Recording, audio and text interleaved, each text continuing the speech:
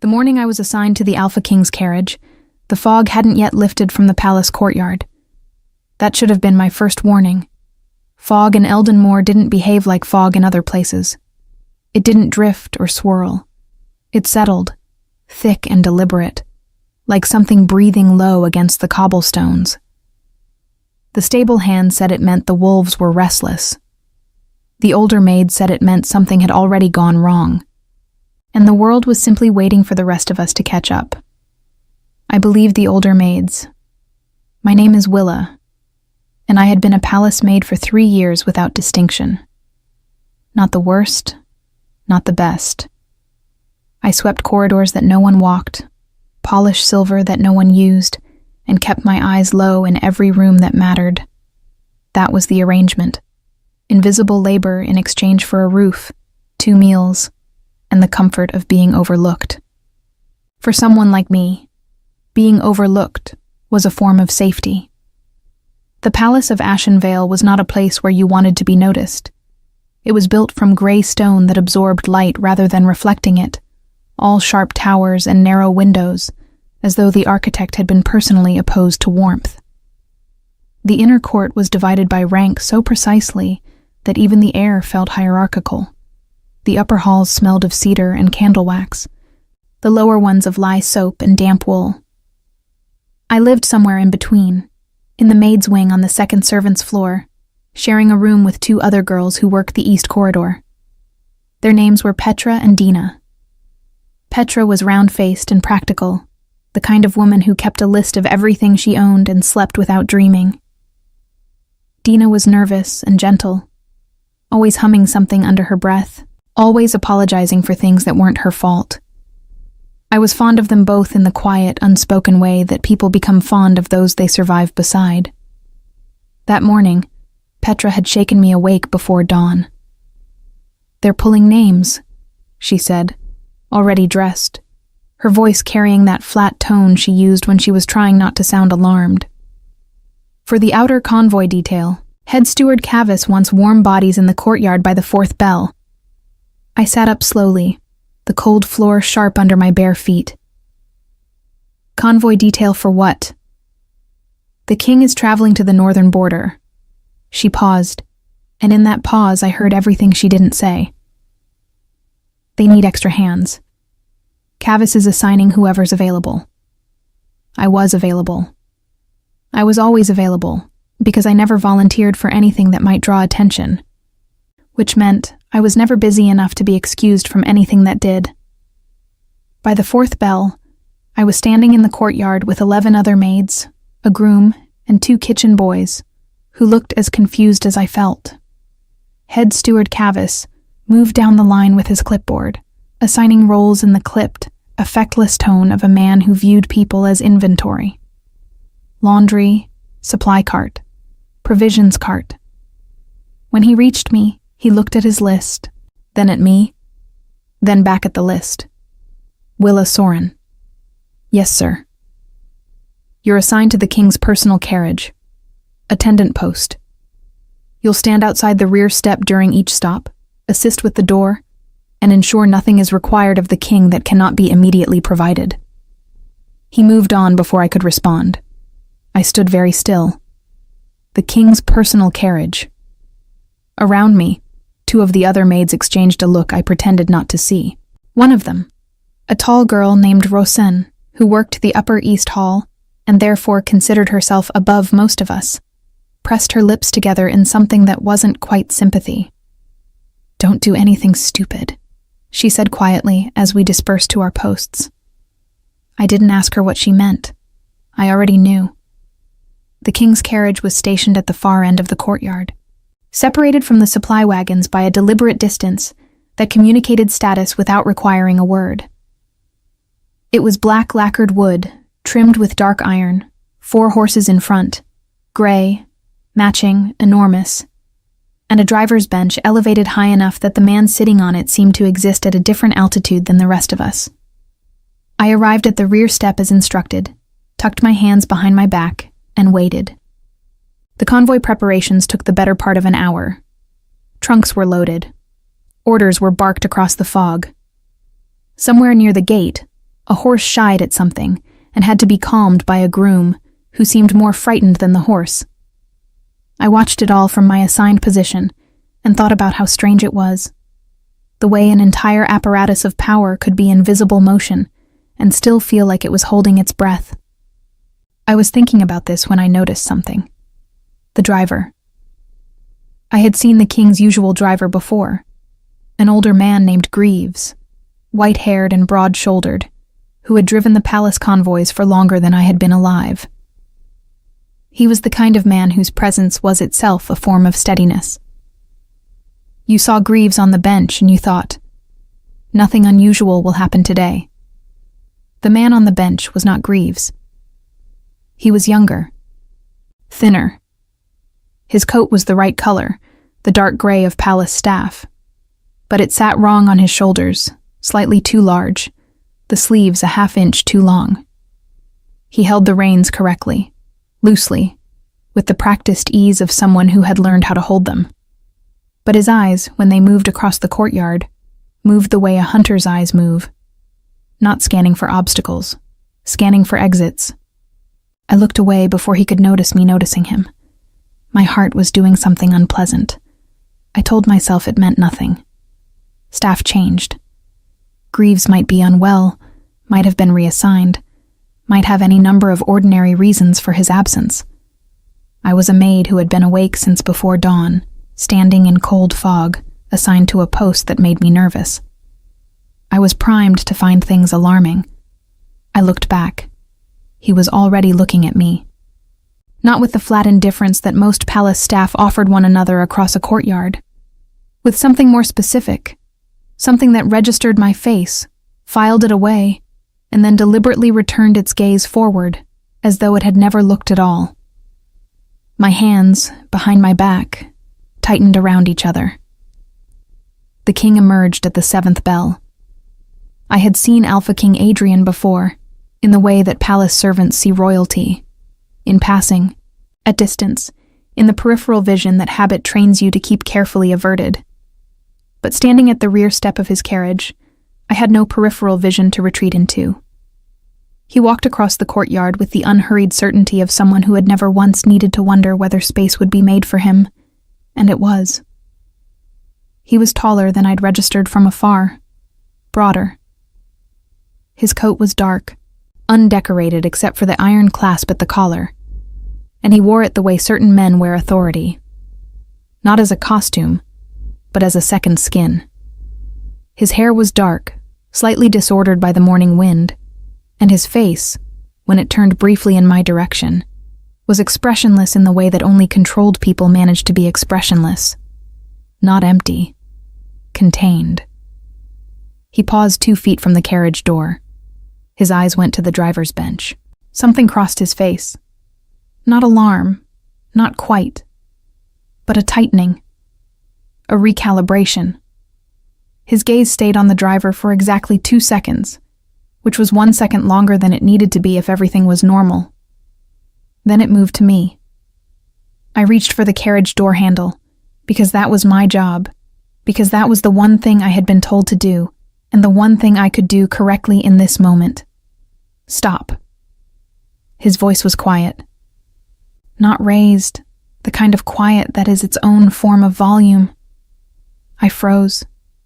The Alpha King's gaze moved from my face to the driver's bench and back again, and in that passage of his eyes I saw something I didn't understand but felt immediately in my stomach. A decision being made, a calculation running to its end. He looked directly at me. "Don't step in," he said. "Your driver was replaced." The words were calm, specific, and they landed like a stone dropped into still water, spreading out in every direction at once.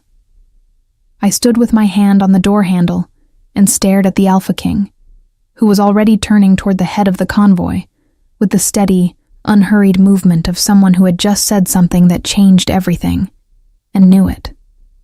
Behind me, the fog was still settling. Somewhere near the front of the convoy, a horse stamped its foot against the cobblestones. Once, sharp, like a punctuation mark. I didn't move. I didn't breathe. And the man on the driver's bench, the one with the hunter's eyes and the coat that didn't fit, turned his head slowly in my direction and smiled. I don't remember deciding to step back from the carriage door. I only remember that my hand was on the handle, and then it wasn't. And the cold iron of it left a faint impression on my palm that I could still feel minutes later, like a burn that hadn't quite happened. My body had understood something before my mind caught up, the way animals understand weather before the clouds arrive. The Alpha King had already moved to the front of the convoy, flanked by 2 of his guards, speaking in low tones to his captain. He didn't look back at me.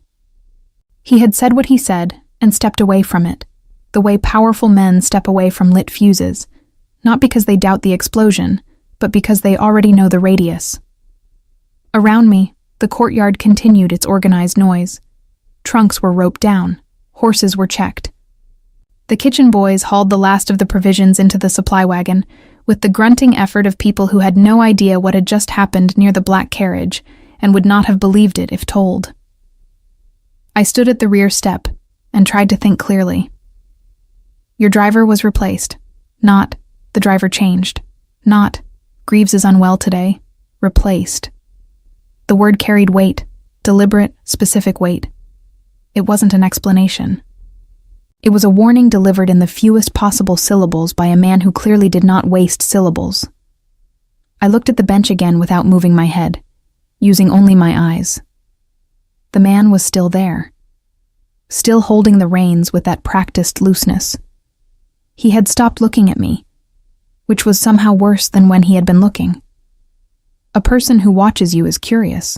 A person who stops watching you has already decided something about you. His coat sleeve shifted as he adjusted his grip, and for just a moment, one moment, I saw the edge of something dark at his wrist. Not a bruise, a marking of some kind, angular and deliberate, the type that doesn't happen by accident. I looked away. My pulse was unreasonably loud in my own ears. Head Steward Cavis appeared at my elbow so suddenly that I nearly stepped sideways into the carriage wheel. The king has requested a configuration change, he said, his voice carrying the clipped neutrality of a man relaying information he found personally inconvenient.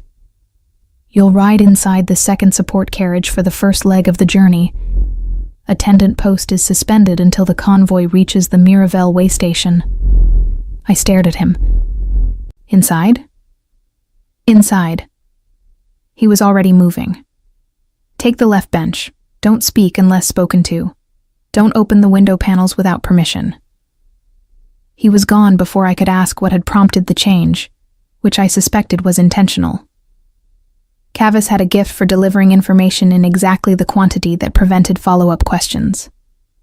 I gathered the small pack I'd been assigned: spare apron, a folded cloth, a tin of general-purpose salve that palace attendants were always issued for reasons I'd never fully understood, and walked to the second support carriage, a smaller, plainer vehicle that already held 2 other servants, an older woman named Bess, who worked the king's private corridors, and a young man I didn't recognize who sat with his hands on his knees and stared at the floor with the focused blankness of someone trying to exist as little as possible.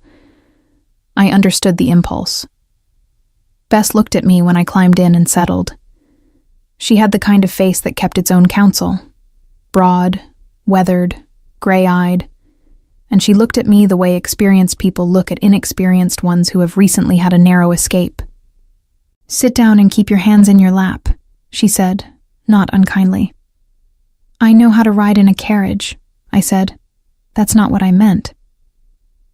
The convoy began to move before I could ask her what she did mean, the whole long procession of horses and wagons and guards grinding into motion across the courtyard cobblestones, through the main gate, and out into the gray morning beyond the palace walls. The road to the northern border cut through the Ashenvale forest for the first 4 hours, and the forest was the kind of place that discouraged conversation. The trees were old and close together, their canopies blocking what little light the overcast sky offered, and the sound of the wheels changed on the packed dirt road, deeper, more absorbed, as though the ground itself was swallowing the noise. Bess had closed her eyes within the first 20 minutes, either asleep or pretending to be. which in practical terms amounted to the same thing. The young man across from me still stared at the floor. I looked out the narrow window panel. I hadn't opened it, just looked through the glass, and tried to organize my thoughts into something useful. The Alpha King had seen the driver, had recognized, in the same moment I had, that something was wrong. And he had warned me specifically. Not the guards flanking him, not Cavis, not his captain, me. The maid standing at the rear step with her hand on the door. I turned that over carefully. It could mean he had spoken to whoever was nearest, and I had simply been nearest. That was the most ordinary explanation, and I was a firm believer in ordinary explanations. It could mean nothing more than proximity and reflex. But his eyes had moved from the bench to my face and back again before he spoke. He had looked at me, assessed something, then spoken. That was not reflex. That was decision. I pressed my back against the bench and watched the trees move past the window and thought about the marking on the driver's wrist, angular and dark, and the way his smile had arrived precisely when it would be most unsettling, and the way a coat that doesn't fit is either an oversight or a disguise, and there was a significant difference between the two. We stopped at midday, in a clearing the convoy used as a rest point, wide enough for all the vehicles, with a stone water trough for the horses and a flat area where the staff could take a brief meal standing up. It was the kind of stop that wasn't really a stop, more a pause during which everyone was expected to accomplish necessary things quickly and without complaint. I climbed out of the support carriage and moved to the provisions wagon to collect the midday portions. That was one of my listed duties, reassigned or not. Ensure the attending staff were fed during stops. I was filling a cloth with bread and hard cheese when I became aware that I was being watched. Not the driver this time. One of the king's personal guards. A woman, which surprised me, though I wasn't sure why it should, was standing near the tree line. Not eating, not checking equipment, simply standing and looking in my direction with the steady, patient quality of someone who has been told to observe something and intends to do it thoroughly. I did not look directly at her. I took the bread and cheese and went back the way I came. On the way, I passed close enough to the king's carriage that I could hear, through the closed door, the low murmur of voices inside. The king's. Another I didn't recognize. Lower, rougher, with the cadence of someone delivering a report rather than having a conversation. Then one word, spoken clearly enough to reach me despite myself. Replaced. My footsteps slowed without my permission. Confirmed this morning. Greaves is at the palace, unharmed.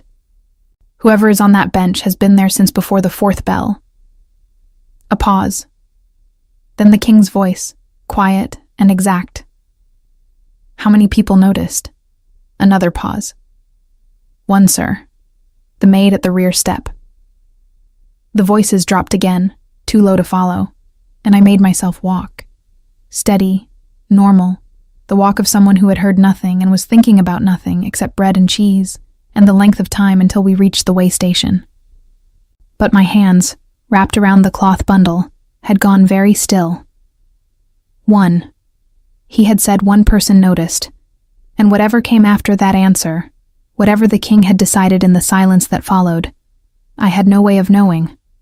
I only knew that I had been counted, named, even if not by name. Filed into a calculation I hadn't agreed to enter. The guard by the tree line was still watching me when I reached the support carriage. She didn't look away when I met her eyes by accident. She gave me very slowly a single nod. Deliberate, private, the kind that is meant to be seen by only one person, and then turned back toward the forest as though it had never happened. I climbed back inside and sat down and pressed the bread and cheese into Bess's hands without a word. She took it without opening her eyes. Good, she said quietly. You're learning. The Miravel way station appeared through the trees at dusk, and it was nothing like what the name suggested. I had imagined something modest. A post house, perhaps, with a stable and a fire and somewhere to sleep that wasn't moving.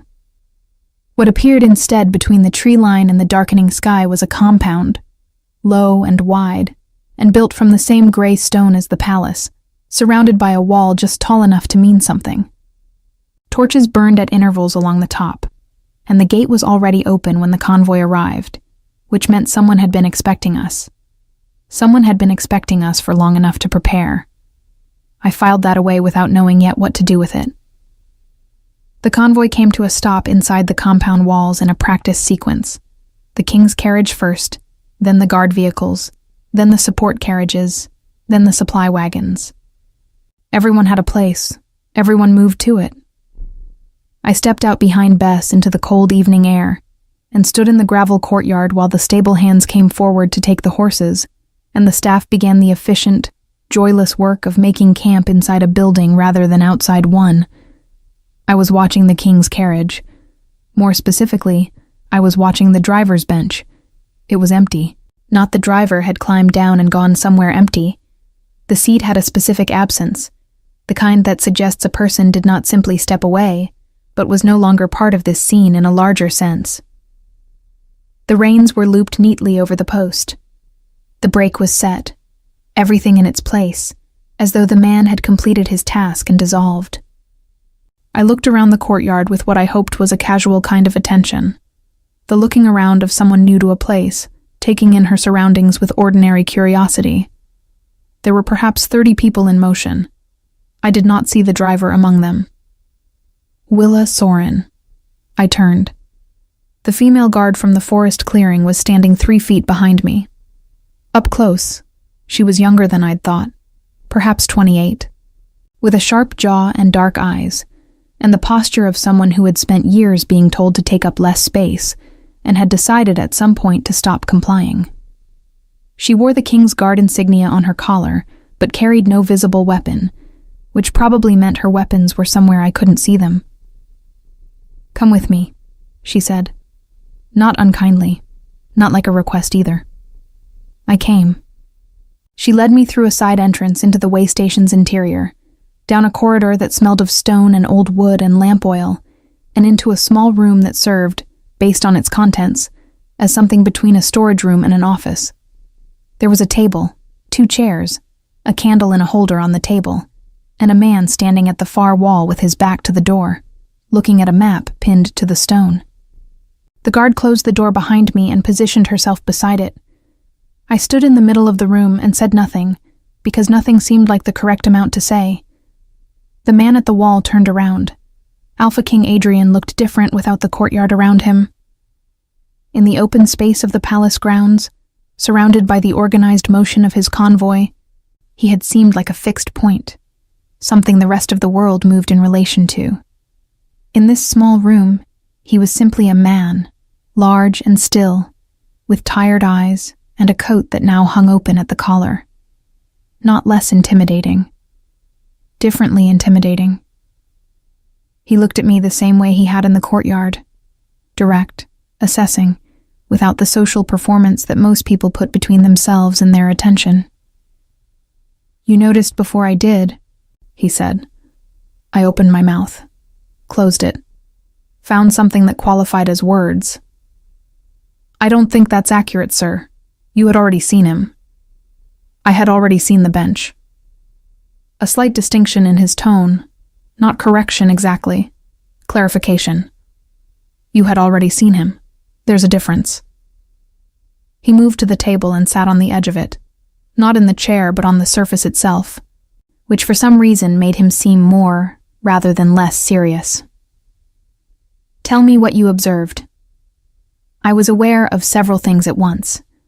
That I was a maid being asked for a report by the most powerful alpha in the territory. That the correct response was probably deference and careful minimization, and that he had specifically asked me because he expected something more useful than deference and careful minimization. I told him about the coat, the way it sat on the shoulders, the sleeves too long. The way the eyes moved, not scanning for obstacles but for exits. The smile at the end, timed too precisely to be accidental. And then, because I had started and the threshold had been crossed, I told him about the marking on the wrist. His expression didn't change, but something in the room did. A shift in pressure, almost. The way the air changes before weather. "Describe it," he said. "Angular, dark. 3 lines, I think. Or 4. I only saw it for a moment when his sleeve shifted. I paused. It looked deliberate, like it was meant to be permanent. The guard by the door made a sound, small, controlled, barely a sound at all. And the king's eyes moved to her briefly, before returning to me. "You have good eyes," he said. "I have a habit of watching things I'm not supposed to watch," I said, and then immediately wished I had constructed that sentence differently. Something moved through his expression. Not quite amusement. The ghost of it, perhaps, in a face that seemed largely unacquainted with the full version. "That habit may have been useful today," he said. He stood from the table edge. "You'll be reassigned for the remainder of the journey, not the support carriage. You'll attend the king's carriage directly, inside, not the rear step." I stared at him. "Sir." "The position is practical, not ceremonial." His tone hadn't shifted, but it carried the weight of someone explaining something only once. If the driver was placed by the people I believe placed him, then this convoy has been under observation since before it left the palace. Having someone inside the carriage who is not a guard, who reads situations the way you appear to read them, is useful. I thought about Rawson's voice in the courtyard that morning. "Don't do anything stupid."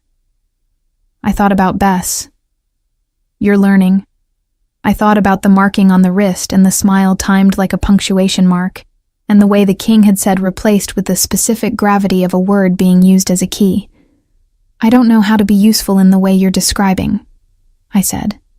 It came out more honest than I intended. "You just were," he said simply. "That's sufficient qualification." He moved toward the door, and the guard stepped aside. He paused with his hand on the frame. "What's your name?" "Willa, sir. Willa Soren." He nodded once. Not the guard's nod from the forest clearing, not coded or private, just acknowledgement, and left. The guard lingered for a moment. "My name is Sarah," she said, with the tone of someone offering information they've decided you've earned. "You'll be working near me for the next 2 days.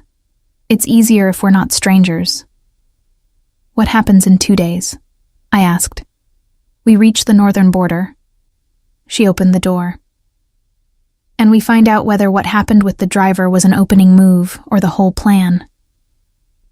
She said it the way people say things that are terrifying but true, which is the way people who operate in dangerous situations have learned to say terrifying true things, plainly, without decoration, as a form of respect for the reality of them. I followed her out into the corridor. That night, the way station settled into its version of quiet. Fires banked, horses stabled, guards rotating on the wall. I was given a small room off the main corridor, separate from the other maids, which communicated my changed status more clearly than any formal announcement.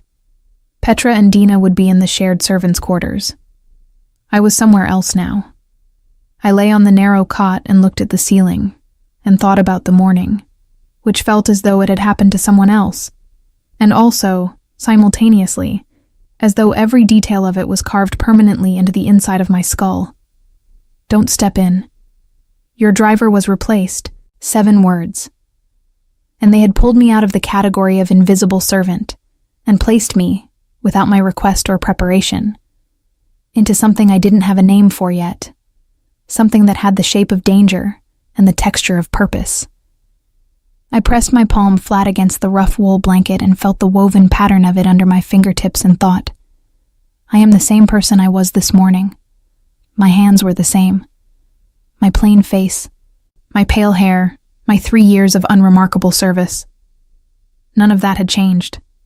But I had been counted. And something in me, the part that had spent 3 years practicing invisibility as a survival strategy, understood, with the quiet certainty of a truth arriving, rather than being reasoned into.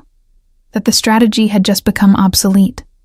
Sleep came slowly, and when it did, it brought no dreams. Only the sound of the forest beyond the way station wall, and somewhere in it, moving through the dark trees with no sound at all, something that was not a deer and not a wolf, and had no intention of being identified before it was ready. I woke at the third night bell to the sound of a door, somewhere in the corridor, closing with deliberate softness, and lay completely still, listening to the silence after it. I did not go back to sleep. I lay still for another 10 minutes, counting the silence the way you count seconds after lightning, waiting to measure the distance between the sound and what it meant. The corridor outside my door had gone completely quiet, the kind of quiet that isn't absence of sound but presence of held breath. And I had learned enough in one day to know the difference. At the end of those 10 minutes, I got up. I didn't light the candle. I dressed in the dark. Apron, boots, the plain gray of palace service that made me look like a shadow in most lighting conditions, which tonight felt less like a limitation and more like an advantage. I pressed my ear to the door first, the old wood cool against my cheek, and listened. Nothing. Then I opened it. The corridor was empty in both directions, lit by a single torch at the far end that threw more shadow than light. The way station at this hour had the specific quality of a place that was simultaneously sleeping and not sleeping. Guards awake on the walls, but the interior life of it suspended, all its secrets temporarily unattended. I moved toward the sound I'd heard. Left, toward the station's east wing, where the king's assigned rooms were. Not because I had been told to go there. Because a door closing softly in the middle of the night in a corridor where someone had already tried to replace the king's driver was not a sound I could unhear and return to sleep behind. I was perhaps halfway down the corridor when I smelled it. Not smoke, not exactly. More the ghost of smoke, the memory of something recently extinguished. Underneath it, something sharper, chemical and deliberate. I stopped walking. The smell was coming from a narrow door set into the wall on the right. A service access, the kind found in every palace building I'd ever worked in, used for moving linens and coal and anything else that needed to travel invisibly through a structure. It was slightly ajar. Through the gap, the smell was stronger. I pushed it open with my fingertips. Inside was a service passage, barely wide enough for one person, with a low ceiling and a stone floor. And on the floor, sitting against the wall with his knees drawn up and his head tipped back, was a man I recognized after a disoriented moment as one of the king's attending staff, a young man named Court, who had ridden in the second supply wagon and whose primary function, as far as I understood it, was managing the king's correspondence during travel. He was alive, breathing. I could see the slow rise of his chest. But he was deeply, unnaturally asleep, with the slack, boneless quality of someone who had not chosen sleep so much as been chosen by it.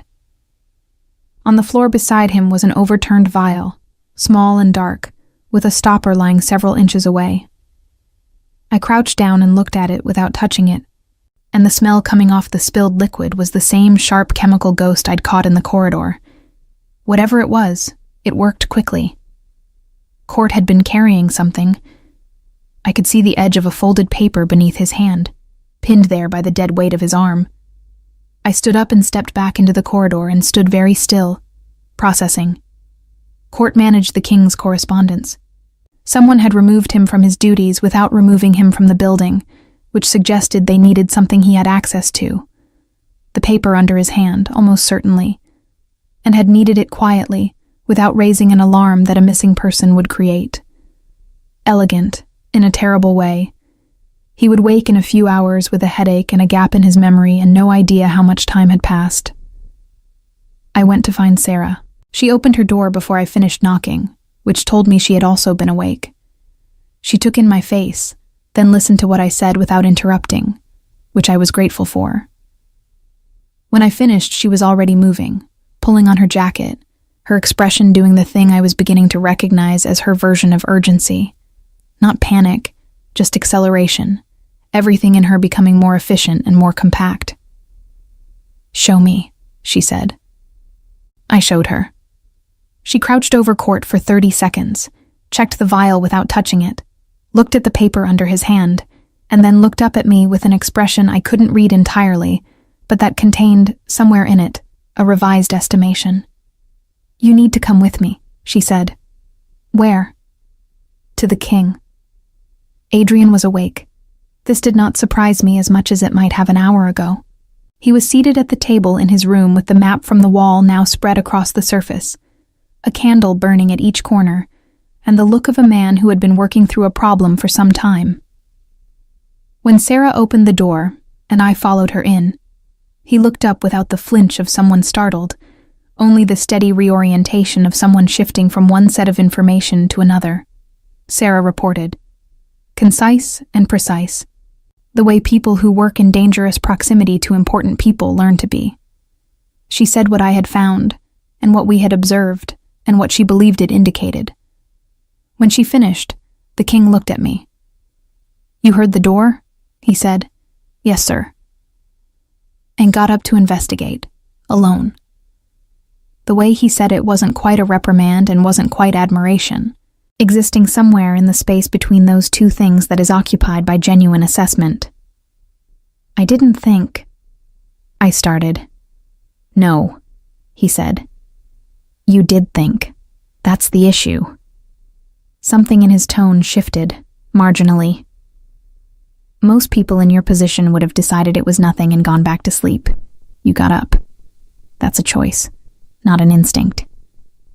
I didn't know what to do with that, so I stood quietly and let it be. He looked back at the map. "They want the northern border documents. Court was carrying the preliminary agreements, terms that haven't been made public yet. If those reach the wrong hands before we arrive, the summit is compromised before it begins." He traced a line on the map with one finger, a road that wound up through the higher elevation. "We leave earlier than planned.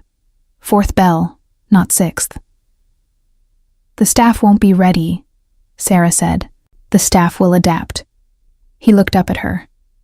"Find out who else was in that corridor tonight," quietly. Then, to me, "You'll remain in the carriage. Not as attendant. As—" He paused, and I had the odd impression of a man who rarely encountered gaps in his own vocabulary. Witness. Someone who notices things that trained eyes overlook, because trained eyes know what they're looking for. "I'm a maid," I said, not as protest, but as clarification, because it seemed important that we both had accurate information. "I'm aware of what you are," he said. And somehow that sentence, completely plain and stated without particular weight, settled something in the room. Not dismissal. Recognition of a fact that didn't reduce the other facts around it. He returned to the map. "Go rest. An hour if you can. We move early." I did not rest for an hour. I sat on the edge of my cot and turned the day over in my mind like a stone in my hands, feeling the edges of it. The fog that morning, Greaves's absence, the driver's smile, the smell in the corridor, Court on the floor with a paper pinned beneath his unconscious hand, and Adrian's voice, quiet in a small room. "You did think. That's the choice. 3 years of invisibility. 3 years of swept corridors and polished silver and eyes kept carefully low, and in a single day, I had been noticed, repositioned, summoned, consulted. Not because I had done anything heroic. I had stood at a carriage door and been too anxious to stop paying attention. I had woken at a sound I couldn't explain, and been too restless to ignore it. My supposed defects, the watchfulness that made me poor company at meals, the anxiety that kept me awake at night, the habit of observing people who weren't observing me, had each found, in this single strange day, an exact and specific use. I thought about that for a long time. When I finally lay down, the candle had burned to a stub, and through the narrow window the sky was shifting from black to the deep blue that precedes dawn. Somewhere in the way station, I heard Sarah's footsteps in the corridor. Efficient, unhurried, moving from door to door in the patient work of finding out what needed to be found out. I closed my eyes. And in the last moments before sleep took me, a thought arrived that I hadn't invited but couldn't send back. That the man on the driver's bench had smiled at precisely the moment I noticed the marking on his wrist, which meant he had noticed me noticing, which meant he had assessed me, just as I had assessed him, which meant someone, somewhere, already knew my face. The dawn was still an hour away when the fourth bell rang through the way station walls, and I was already awake, already dressed, already standing at the door. Ready, for the first time in 3 years, without knowing exactly what I was ready for. The road to the northern border climbed, not dramatically, not the sudden theatrical rise of mountains and stories, but steadily, the kind of climb that announces itself in the legs and the lungs before the eyes register it, the trees thinning gradually, the sky opening in increments, the temperature dropping by degrees so small you only notice the sum of them an hour later, when you realized you were cold in a way you hadn't been before. I sat inside the king's carriage and watched the landscape change through the window and tried to look like someone whose presence here was unremarkable. The carriage held 3 people, Adrian, Sarah, and me.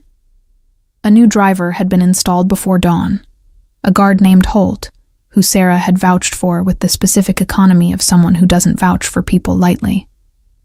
The atmosphere inside the carriage was not tense exactly, but it was concentrated, the way the air feels in a room where important people are thinking important thoughts and have temporarily suspended the performance of being comfortable. Adrian had the border documents spread across his knee, Court's papers, recovered carefully from beneath his hand. Court himself was awake, bewildered, and had been placed in the support carriage with Bess, who had accepted this development with the same unreadable steadiness she applied to everything. The vial had been wrapped and secured. The corridor had been examined. Whoever had administered the sedative had left no other trace. "The marking you described," Adrian said, without looking up from the documents. I straightened slightly. "Yes, sir. 3 lines, angular, dark, positioned at the inner wrist." He turned a page. "That's the registration mark of the Veil Network, a courier system that operates outside sanctioned channels. Information, occasionally other things. They don't usually involve themselves in political disruption. They're paid to move things, not to take sides." "Someone paid them to take a side," Sarah said. "Someone paid them to move something," Adrian corrected. "The driver wasn't there to harm anyone. He was there to observe, to confirm the documents were on the convoy and identify who carried them." He paused. "Which means there's a second stage. Someone waiting for the report he never delivered." The carriage moved through a section of road where the trees pressed close on both sides, and the light inside dimmed briefly. I watched the shadow pass across Adrian's face and thought about second stages and waiting, and the particular patience of people who plan in layers. "They'll know it failed," I said. Both of them looked at me. I kept my voice even. "If the driver was meant to send a report and didn't, whoever is waiting will know something went wrong. They'll adjust." I pressed my hands flat against my knees. "The summit is in 2 days. Whatever the second stage was, they'll accelerate it." The silence that followed was the kind that means someone has said something that was already known and needed to be said aloud anyway, to make it real and therefore actionable. Adrian looked at me steadily. "Yes," he said. "They will." We reached the northern border settlement by midday. It was called Varen, and it existed at the precise edge of the Alpha King's territory. Not a town exactly, more an accumulation of purpose. A garrison, a meeting hall, a handful of permanent buildings surrounded by temporary structures that went up and came down in rhythm with the summits and negotiations that had defined this border for a generation. The people who lived there permanently had the particular quality of people accustomed to being adjacent to history, without being consulted about it. The convoy was met at the settlement's outer boundary by a delegation. 3 representatives from the northern clans, formally dressed in the dark furs and iron-worked leather of their tradition, with the careful faces of people who were prepared to be either welcomed or insulted, and intended to respond appropriately to either. I watched from the carriage window as Adrian descended and met them. He was, I realized, watching him from this new proximity that the last 2 days had given me, extraordinarily good at this. Not in the performed way of politicians, no warmth manufactured for the occasion, no calculated smile. He simply directed his full attention at the people in front of him, and his full attention was, apparently, something that most people found both rare and disarming. The lead representative, a large man with a gray-streaked beard and the posture of someone unaccustomed to deferring, visibly recalibrated within the first 30 seconds of the exchange. Sarah appeared at the carriage door. "Come," she said. "Stay close. Don't separate from my sight line." I came. The meeting hall smelled of pine resin and old smoke, and it held, by the time the afternoon session began, approximately 40 people representing 6 different interests and at least 3 different definitions of what the word agreement meant. I stood along the rear wall with the attending staff, holding nothing, doing nothing, being exactly as invisible as I knew how to be, which was very invisible. Invisible enough to notice, an hour into the proceedings, that one of the northern delegation's attending staff, a woman positioned against the opposite wall, plain-faced and still in the way of someone trained to stillness, was not watching the negotiation. She was watching Adrian, not with the attention of someone monitoring a political superior, with the focused, patient attention of someone waiting for a specific moment. Her right hand, resting at her side, held a small object I couldn't identify from across the room. Cylindrical. Dark. My pulse did the thing it had been doing since yesterday morning. The loud, inconvenient thing. And I looked at Sarah, who was positioned 6 feet to my left, and was, I could see, already watching the same woman with the steady convergence of someone whose suspicion had just been confirmed. Our eyes met. Sarah's chin moved, a fractional thing. Not quite a nod. More a permission. I moved. Not toward the woman. Toward the side wall, then forward along it, using the crowd of standing attendants as cover. Moving the way I had moved through 3 years of palace service, with the apologetic self-effacement of someone who is always slightly in the way and knows it and is trying to correct it. No one watched me. No one ever watched me. I reached the far corner, angled toward her, and said, in a voice pitched low and domestic and unthreatening, "Excuse me. Steward Cavis asked if you might step out briefly. The provisions carriage needs an inventory signature." It was entirely fabricated. She looked at me. Her eyes were dark and quick, and for a moment I saw the same hunter's assessment I had seen on the driver's bench.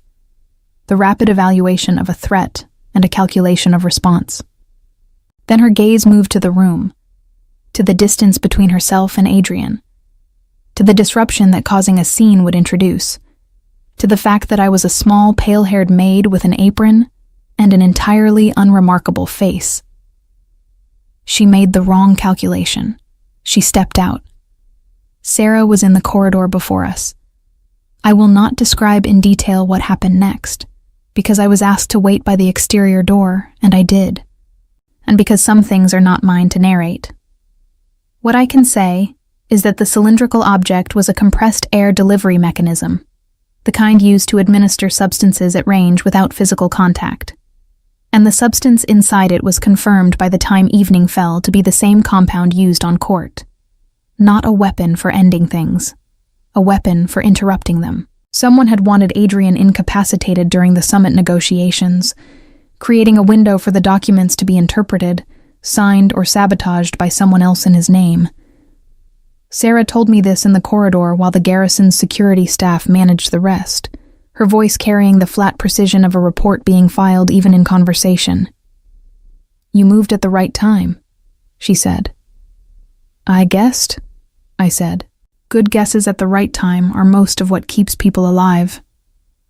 She looked at me directly. That's not an insult. I knew it wasn't. Adrian found me at dusk, sitting on the exterior steps of the meeting hall, watching the border settlement's lights come on one by one against the darkening sky. He sat beside me, which surprised me enough that I went completely still for a moment, the way animals go still when something larger than expected appears in their peripheral vision. He didn't say anything immediately. We sat in silence, and the silence was not uncomfortable, which was the most surprising part. The summit will proceed tomorrow, he said finally. The northern representatives have been informed of what was attempted. They're, a pause with texture in it, motivated to sign. Good, I said, and meant it simply. He turned his head and looked at me in the way he had in that small room at the way station, directly, without social buffer, with the quality of attention that was its own form of honesty. You were afraid, he said, in that room, when you moved toward her. Not a question. Yes, I said, but you moved anyway. It seemed more important than the fear. He looked back at the lights. Something in his profile, in the set of his jaw against the darkening sky, carried a tiredness that had nothing to do with the day's hours, the older kind, the kind that accumulates. I've been surrounded by trained people my entire life, he said, and his voice had changed slightly, the precise authority of it giving way to something that sat lower and quieter beneath it. People who know exactly what to do in every situation I might face. It is... He paused, and I had the sense again of a man unused to reaching for words like these. A specific kind of loneliness. I understood that, in my bones, in the way that people understand things that mirror their own experience so precisely, it almost hurts. To be useful in a way no one trained you for, I said carefully, means no one planned for you, which means you're genuinely there. I looked at the lights. Not placed. A silence. Yes, he said quietly. Exactly that. The summit concluded the following afternoon with signatures and firm handshakes and the cautious relief of people who had been prepared for things to go wrong and found, improbably, that they hadn't. We rode back toward Ashenvale over 3 days, through the thinning forest and the returning fog, and the familiar roads that felt, inexplicably, different from the ones we had traveled out. On the last evening before the palace, Adrian called me to the carriage. Not to report.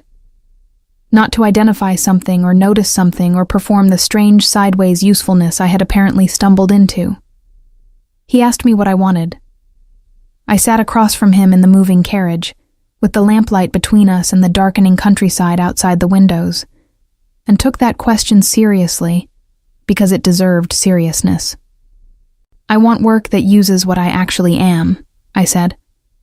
Not work that requires me to be invisible. He looked at me for a long moment. I'm creating a position, he said. Intelligence liaison, civilian-facing. Someone who moves through spaces that guards can't move through without changing the nature of those spaces. Who notices what trained eyes filter out. A pause. It requires someone who is afraid of the right things and not paralyzed by any of them. That's a very specific description, I said. It's a very specific position. I looked at him across the lamplight, at the tiredness in his face that I now understood as something more than fatigue, and at the way his attention, when it landed on me, had the quality of something not often given. Yes, I said. I'll do it. That was 3 years ago. Greaves retired the following spring, and his replacement was chosen by a joint recommendation process that Sarah oversaw and that I was consulted on, which still makes me quietly startled when I think about it. Court recovered fully and now coordinates the correspondence division with an energy that I suspect is partly motivated by the desire to never be found unconscious in a service passage again. The Vile network was formally warned through diplomatic channels. They withdrew their services from the party that had hired them, and sent, in a gesture I found equal parts bizarre and pragmatic, A written apology to the palace. Sarah and I have worked together long enough that we've stopped needing to explain things to each other, which is the closest thing to fluency I know in another person. And Adrian is not an easy man. He is exacting and sometimes remote and carries his responsibilities the way the old stone of his palace carries cold, all the way through, not just on the surface.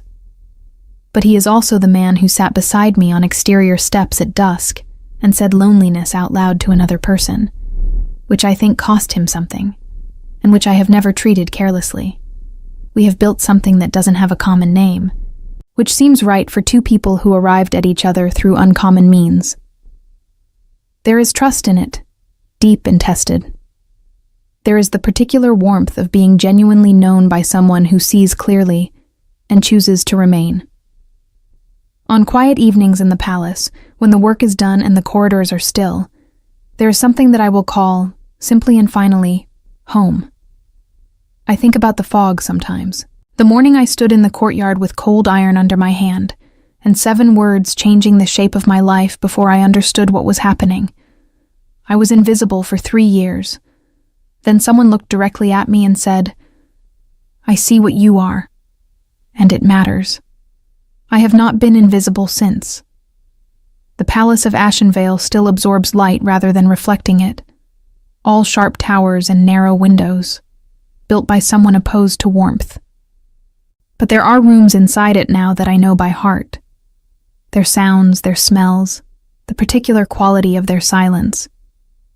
Rooms that hold between their gray stone walls something the architect didn't design and couldn't have anticipated. A pale-haired maid who noticed the wrong thing at the wrong moment and refused, against all training and habit and the long practice of smallness, to look away. And a king who, for the first time in a long time, felt genuinely found. That is where the story ends. Not with trumpets, not with declarations in great halls, with lamplight and honest work, and 2 people who chose each other in full knowledge of what that meant. With belonging, finally, not given, not inherited, not performed, earned.